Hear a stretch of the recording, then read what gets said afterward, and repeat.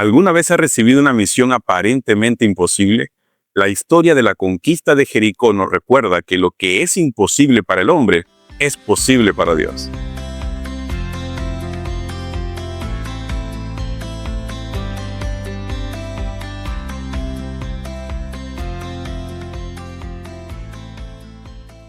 Hola, hola mis amigos, Dios les bendiga.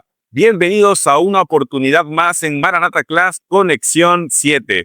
En esta oportunidad vamos a estudiar la lección número 5 titulada Jericó, que está basada en el libro de Josué capítulo 5 y capítulo 6. Y para ello te acompaña tu amigo de siempre, Nick Noel. Y en esta oportunidad tenemos un invitado especial, nuestro amigo Eliasib Roja. ¿Cómo estás, Eliasib? Bienvenido. Muy bien, gracias por la invitación, Nick. Estoy muy contento de poderlos estar acompañando en este repaso. Y bueno, para esta oportunidad, claro que vamos a dividir la lección en 3 partes, Eliasib. Creo que esta ha estado muy interesante y nos va a dejar lecciones importantes para nuestra vida y esperamos que también para ti. ¿Qué te parece si iniciamos? Pues comencemos. Muy bien. Recordemos, ya hemos venido estudiando la lección pasada acerca de lo que sufrió, lo que padeció el pueblo de Israel para atravesar el río Jordán, que nos mencionaba incluso que se había desbordado, que estaba, si antes era complicado pasar, desbordado pues mucho más. Y ahora, ¿en qué nos encontramos? ¿Cuál era el contexto? ¿Cómo estaba allí el Jericó y cómo se encontraba el pueblo de Israel? No solamente esto, Dios había manifestado su poder, ¿no? Si hubiese estado bajito, hubiese sido fácil, pero ahora era algo como que más imposible, porque nuestro Dios es el Dios de lo imposible. Y no solamente era una muestra para los israelitas, sino que los cananeos, en especial los habitantes de la ciudad de Jericó, estaban enterados de cada una de estas proezas que Dios estaba haciendo a través de su pueblo. Para ello muestra de Rahab, ¿no? Cuando les comenta ahí a los espías, a los exploradores, que ellos estaban al tanto y estaban atemorizados de las cosas que habían pasado. Así es, amigo. Bueno, la ciudad de Jericó era una ciudad muy fortificada. Los historiadores dicen, ¿no?, que para penetrarla, los israelitas hubiesen tenido que perder muchos de sus hombres de guerra en el intento de una incursión a ella. Recordemos también, Eliasib, que tiempo ya atrás los exploradores, los espías, habían dicho de que las murallas estaban agigantadas, o sea, estaban totalmente fortificadas, que era imposible allí penetrar esas murallas, que habían descendientes de Anak, los gigantes, ¿no? Y todo aquello pareciera que fuese imposible, pero allí estaba Jericó. A pesar de aquel texto que es muy recordado, ¿no? Cómo los espías, cuál fue el mensaje que trajeron los 10 espías y aquellos 2 espías que eran Josué y Caleb. Pero allí entendemos algo importante, la visión de un líder, la visión de unos y la visión de otros. Mientras que algunos se enfocaron en ver algo negativo, los otros vieron la oportunidad y la confianza en Dios. Así es.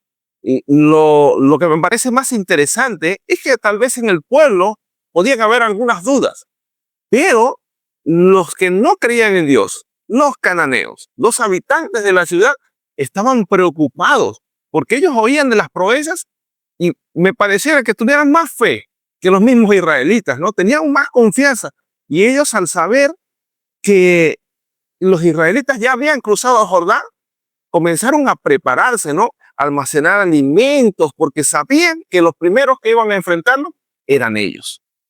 Y mira que tuvieron 40 años para prepararse, ¿no? La lección nos habla de que mientras que el pueblo de Israel estaba divagando allí en el desierto, los del pueblo de Jericó, los cananeos, estaban preparando, fortificando las murallas, estaban haciendo toda la provisión porque ya habían oído de las proezas que había hecho Dios con el pueblo de Israel.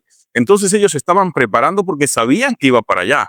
Es decir, estaban al tanto. No sé cómo, la Biblia no menciona si tenían espía dentro, pero estaban al tanto de cada paso que daba el pueblo de Israel.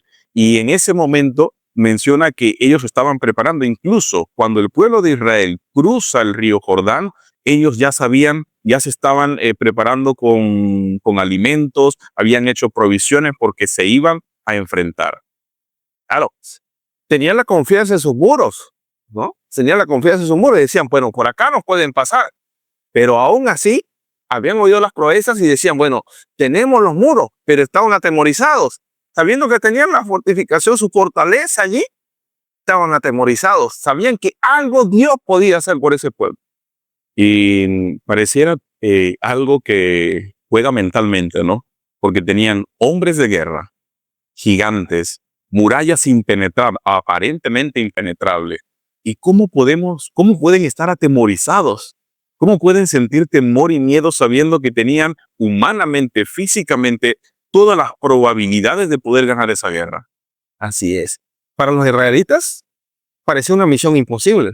Me coloco en el puesto de Josué como líder, ¿no? Tener que enfrentar esta misión imposible. Pero él tenía la convicción y la confianza en Dios y había aceptado el llamado del liderazgo.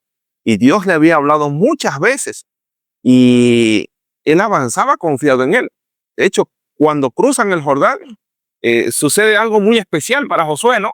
Ya estaba en el territorio enemigo prácticamente y se le aparece, ¿no?, un varón, un guerrero con una espada desenvainada. Y Josué tiene una reacción, ¿verdad? ¿Cuál es la reacción de Josué? Le pregunta que si estaba con él o era de parte del enemigo, ¿no? Ah, una pregunta que él dice que el hombre era alto, ¿no? Y Josué con su valentía todavía estaba dispuesto a enfrentarlo. Y este hombre, el varón que se le aparece, dice que es el ángel de Jehová, descrito entonces con el nombre de Jesucristo, ¿no? Y al momento de esto le dice, la respuesta es no. No estoy ni a favor ni estoy en contra. Porque eso me hace recordar de que Dios no está, digamos, a favor de los que le claman solamente, sino que es el Dios de todos, el Dios de todos los seres humanos. Y creo que eso nos hace recordar, nos hace reflexionar que realmente los que buscan a Dios, los que se arrepienten, también tienen oportunidad a pesar de sus pecados y su pasado. Así es. Importante también la respuesta de Josué. Inmediatamente él reconoció que era Dios que le estaba hablando, se postró en tierra, ¿no? Y pidió, ¿no?, que cuáles eran las órdenes. Él estaba dispuesto a obedecer, ¿no?, al comandante del ejército de los cielos. Completamente. Ya había sido probado, ya había tenido algunas pruebas mucho más pequeñas, pero en esta oportunidad también estaba siendo probada su fe. Recordemos lo que dice Deuteronomio. Me gustaría compartir con ustedes este texto en el capítulo 1, versículo 28, donde dice, ¿a dónde subiremos? Nuestros hermanos han atemorizado nuestro corazón al decir, este pueblo es mayor y más alto que nosotros. Las ciudades son grandes y están amuralladas hasta el cielo. Allí también vimos a los hijos de Anac. Poniendo en contexto un poco ya de cómo estaba, lo que la Biblia menciona de cómo era el pueblo de Jericó. Realmente era una ciudad impresionante donde ya, como hemos mencionado, aparentemente no había posibilidad alguna de esa batalla. Pero lo que has dicho, lo que has mencionado, Eliacida, hace un ratito, cuando se le aparece el ángel, cuando se le aparece aquel hombre fuerte y se presenta como el príncipe del ejército de Dios, entonces allí ocurre también un milagro. Hay una preparación, que lo vamos a ver, ¿no? ¿Qué fue lo que pasó entonces después? Cuando fueron los espías, se encontraron con una mujer. ¿Quién era esta mujer? Esta mujer, en la Biblia la describe con el nombre de Rahab, ¿no? Pero además da las características de su ocupación, ¿no? No era una mujer, tal vez de admirar por su profesión. Dice que esta mujer era una ramera, una prostituta, ¿no? Pero esta mujer había escuchado de las proezas que Dios había hecho con su pueblo. Y estaba, igual que muchos en Jericó, estaba atemorizada. Pero el temor no se apropió de ella, sino que ella, al ver los espías allí, sabía que Dios estaba obrando y ella decidió tomar la oportunidad que se le estaba dando y decidió ayudar a los espías, aún a costa de su propia vida, y los protegió dentro de los muros de la ciudad para que no los encontraran. Dice la Biblia que la casa de Rahab estaba allí colindando, ¿no? Estaba como parte del muro de la ciudad. y algo le hizo una petición. Mira, los espías que estaban allí, los dos, le dijeron, si nos cuidas, si nos proteges, nosotros también vamos a velar por tu vida. Ajá, no solamente por su vida, sino por la vida de todos los que estuviesen con ella en su casa. O sea, toda su familia se podía salvar. Y todos los amigos que quisieran entrar en la casa de Rahab para el día de la guerra, se iban a salvar también. Pero me impresiona la fe de Rahab. La fe de Rahab. Realmente, a pesar de la circunstancia, como ya has mencionado, tuvo la oportunidad y la aprovechó, aun cuando eso le fuese a costar su vida. Pero ella le dijo algo importante a ellos. Hemos escuchado, hemos oído, y acá toda la ciudad sabe de las proezas que ha hecho el Dios de Israel, ¿no? Su Dios, desde que abrieron el Mar Rojo, desde que pasaron el río Jordán, de las maravillas que hizo con ustedes allí en el desierto. Hemos escuchado absolutamente todo y el pueblo está atemorizado, pero yo sé de que tu Dios es el Dios arriba en el cielo y abajo en la tierra. Así es. Esta historia también nos resalta, pues, el hecho de que Dios no lanza un juicio porque sí, o no lanza un juicio sin dar oportunidad, ¿no? Así es. Sin dar oportunidad. Y las personas que estaban dentro de esa ciudad, la ciudad estaba condenada, pero aún cuando había una condenación para esa ciudad, había una oportunidad también de salvación. Recordemos que el pueblo, o sea, toda la ciudad de Jericó era una ciudad pagana.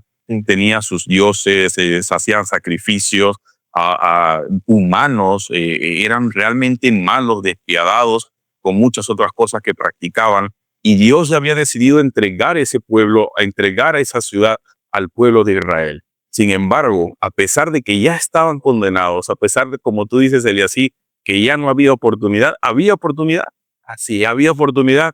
Y aún así, miren, no cualquier persona, no estamos hablando de que el más santo del pueblo o que fue seleccionado por sus títulos o fue seleccionado por sus virtudes y habilidades de poder hablar en público, de poder tener mejor experiencia, un currículum realmente maravilloso. No, era una prostituta. Y eso nos quiere decir, nos enseña el día de hoy que aún así tú puedes ser borracho, drogadicto, despiadado, mentiroso, pero Dios da oportunidades a todos. Todos tenemos oportunidades para poder reconocer nuestro mal, arrepentirnos y entregarle nuestra vida a Jesús. Una vez más, Dios demuestra que es el Dios de lo imposible, porque hace lo que pareciera que no puede ser, lo hace posible, ¿no? Una mujer que estaba inmersa en el pecado, Dios la restaura, ¿no? Y no solamente la hace parte del pueblo, sino que es parte de la ascendencia de Jesús, ¿no? Así es. Maravilloso. Miren, el libro de Mateo capítulo 1, versículo 5, nos dice de que Rahab está en la genealogía de Jesús. En la genealogía, imagínense, por Rahab vinieron otros personajes y allí nació luego Isaí, David y así toda la genealogía antes de que llegara Jesús. Imagínense entonces un papel importante de donde surgió una prostituta, ahora pertenece a la genealogía de Jesús. Lo que quiere decir es que no hay una condenación ahorita, tenemos en tiempo de la gracia, y así, ¿no? Todavía hay gracia, todavía hay oportunidad para arrepentirnos, para poder cambiar nuestra vida, para hacer de nuestra vida algo diferente, donde podamos ser útiles, podemos servir a Dios y a la humanidad.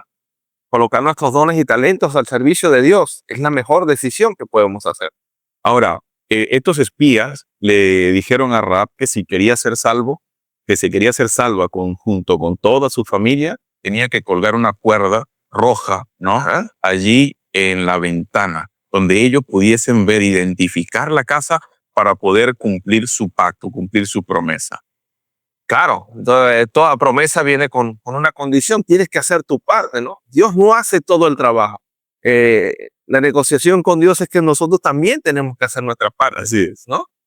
En ese sentido, cuando llegaron, entonces llegó el pueblo de Israel, ellos identificaron la casa y pareciera realmente que Rahab estaba allí, ya dice la Biblia que estaba con toda su familia, pero pareciera y da a entender la palabra de Dios de que su fe era tan grande que ella allí metió a toda su familia, metió a las personas que realmente fueron salvas, y gracias a esa fe y a ese testimonio pudo salvarse ella y su familia.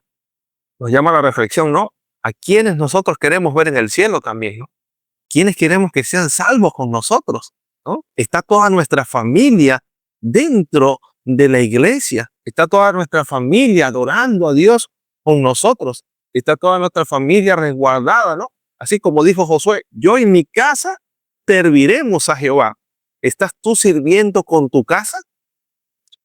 Y esta pregunta realmente nos lleva a la reflexión y nos invita a que podamos tener en cuenta siempre a nuestra familia, a nuestros hermanos, nuestros padres. Quizás en esta oportunidad estás tú solo en el evangelio, estás tú solo luchando contra las adversidades, pero hoy Dios te dice que no estás solo. Pareciera una tarea imposible de que mi papá acepte el evangelio.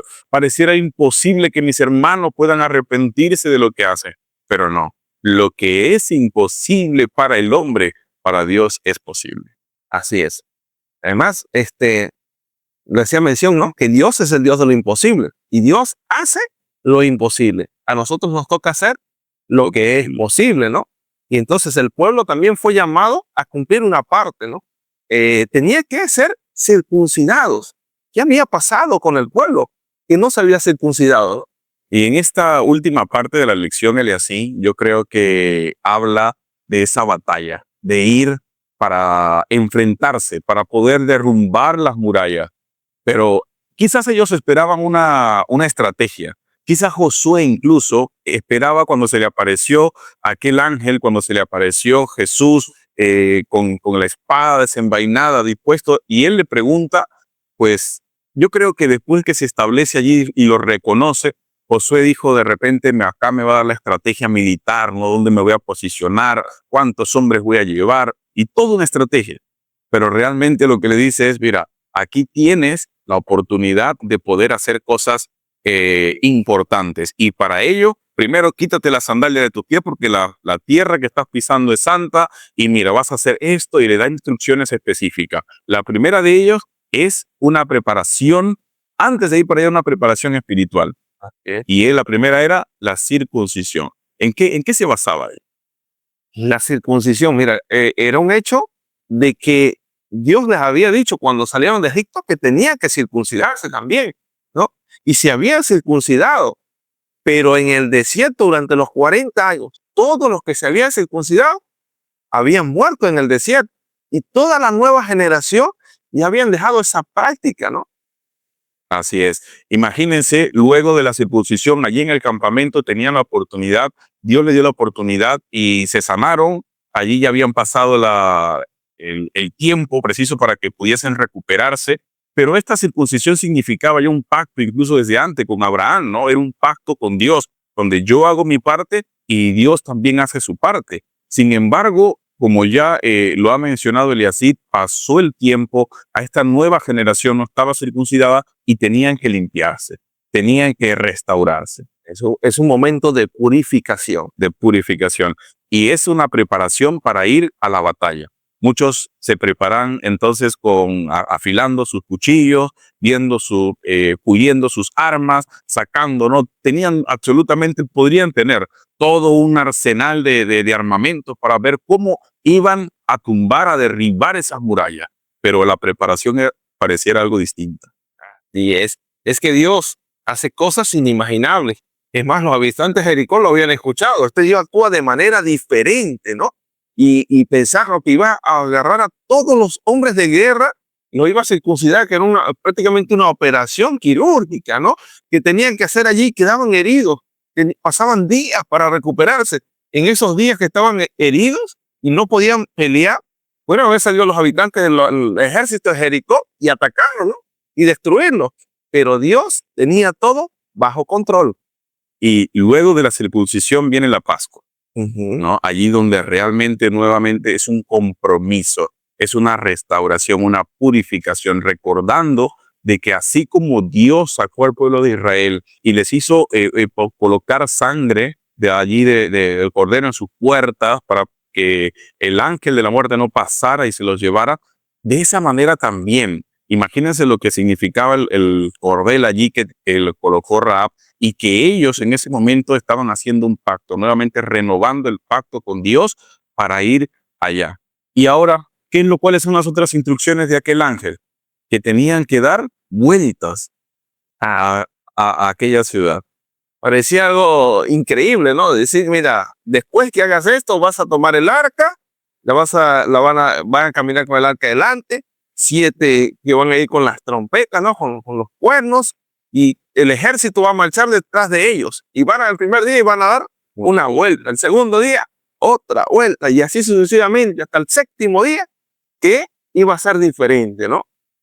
El séptimo día iban a dar ya no una vuelta, sino 7 vueltas. ¿Y para qué? ¿Cómo? Quizás en aquel momento, como uno de los soldados, pudiésemos decir, oye, pero ¿esto realmente va a dar resultados? ¿Cuál es la estrategia de Dios? ¿Cuál es la estrategia de Josué? No lo sabemos, pero vamos a obedecer. Y así lo hizo el pueblo, ¿no? Obedeció. Y en la séptima vuelta comenzó un estruendo inmenso, porque Dios le dijo que comenzaran a tocar las trompetas, que comenzaran a gritar fuerte. Yo no sé cuál es el ejército que ha ganado una guerra gritando en la actualidad, o en estos últimos tiempos, ¿no? Así tocando, haciendo ruido con música, con tambores. Pero nuevamente decimos, es el Dios de lo imposible. Así es. Y no solamente los israelitas estaban consternados por lo que estaba sucediendo, ¿no? Y preocupados, sino que los habitantes de Jericó, ellos al ver el ejército que marchaba contra ellos, se encerraron en su ciudad y desde los muros miraban, pues. Y el primer día dan una vuelta. ¿Qué van a hacer? Estaban pendientes y no sucedía nada. El siguiente día dan otra vuelta. Pero el séptimo día ya ellos sabían que era un Dios que hacía cosas increíbles, ¿no? Y cuando ya dieron su primera vuelta, esto va a ser lo mismo de todos los días. ¿Qué estarán haciendo? Pero cuando viene la segunda, están haciendo algo diferente. La tercera vuelta, ya estaban preocupados. Aquí viene, este es el momento, ¿no? Había esa preocupación. Imagínense, yo me imagino también como estaban los antediluvianos, esperando la lluvia, no llegó, y ya el segundo día comenzaron, si no llegó ayer, tampoco el día de hoy, y así pasaron los días, y más bien comenzaron a burlarse, aquí no pasa nada, todo es lo mismo de siempre, y comenzaron a tener confianza en ellos mismos, nuevamente confiando en sus dioses, y por eso llegó también a la séptima vuelta, luego del estruendo, el derrumbe de aquellas murallas. La acción, la orden de Dios fue que entraran a la ciudad y acabaran con absolutamente todo. Tenían que erradicar el pecado, tenían que erradicar todo lo malo. Y Dios le da unas instrucciones que son hasta el día de hoy recordadas, ¿no? Destruyan todo, no se queden con nada, porque hay maldición en esto y no vaya a traer esto maldición al pueblo. Así que, amigos, hay muchas cosas de las que nosotros el día de hoy deberíamos reflexionar, pensar. ¿Qué es lo que quizás está destruyendo nuestra vida? ¿Qué estoy agarrando yo? ¿Qué estoy practicando yo? ¿Qué estoy haciendo yo que puede traer maldición no solamente para mí, sino para mi familia? ¿Qué estoy atesorando de Jericó? ¿No? ¿Qué estoy guardando de los dioses todavía antiguos? ¿Qué estoy guardando de mi vida antigua para mí todavía, no? ¿Qué ocupa tu corazón? ¿El primer lugar en tu corazón es Dios, o es el dinero, o es las adicciones, o es cualquier cosa que se interponga entre tu relación con Dios? Entonces realmente es necesario quitarlo, desaparecerlo, extraerlo, como Dios le dio unas instrucciones claras al pueblo para que podamos permanecer en esa comunión bonita con Dios y los hombres. Me recuerda, ¿no? Mi versículo favorito, Mateo 6:33, mas buscar primeramente el reino de Dios y su justicia, y todas las demás cosas vendrán por añadidura. Dios tiene que estar en el primer lugar. Y para esta batalla no era diferente. Dios pidió las primicias de todo. Pidió las primicias. Todo lo que hay es para mí. Ustedes no se van a quedar con nada. Todo lo van a destruir. El oro, la plata, el bronce, el hierro va a ser consagrado para mí. Esta primera batalla, esta primera guerra, no es para que ustedes vayan a hacer ganancias. Era una costumbre de los ejércitos antiguos. Pero todo tiene que ser primero yo. Y esto, amigos, nos recuerda, ya llegando a la parte final, que no es nuestras batallas. has recibido una misión que pareciera imposible, pues no es tu batalla. Conságrate al Señor, ponlo en primer lugar y vas a ver que sí tienes que hacer tu parte, pero vas a ver que Él es el experto. Él es totalmente, no ha perdido ninguna batalla, así que confía en Dios y Él hará. Eliasib, un mensaje final para todos aquellos jóvenes que nos están escuchando, nos están viendo, y es una oportunidad también de lo que ha hecho Dios contigo para un mensaje final. Mira, a mi querido amigo, no sé cuál sea la muralla que tengas delante, ¿no? No sé cuál sea el Jordán que esté delante tuyo, el Mar Rojo, pero sí sé el Dios poderoso que tenemos, ese Dios de lo imposible. Puede derribar murallas, puede abrir mares, puede abrir ríos, puede derribar gigantes. Si tú colocas tu confianza en Él, Dios te puede dar la victoria, así como nos ha dado cada día de nuestras vidas. Gracias Eliasib. Amigos queridos, llegamos a la parte final y con esto te hago recordar de que tenemos la oportunidad siempre de poder compartir este mensaje con otras personas. Así que comparte, dale like, dale la campanita para poder suscribirte y realmente predicar a través de este momento, de este espacio, de este podcast con otras personas. Comparte esperanza. Dios te bendiga. Muchas gracias, Eliasib, por acompañarnos. Será hasta una próxima oportunidad.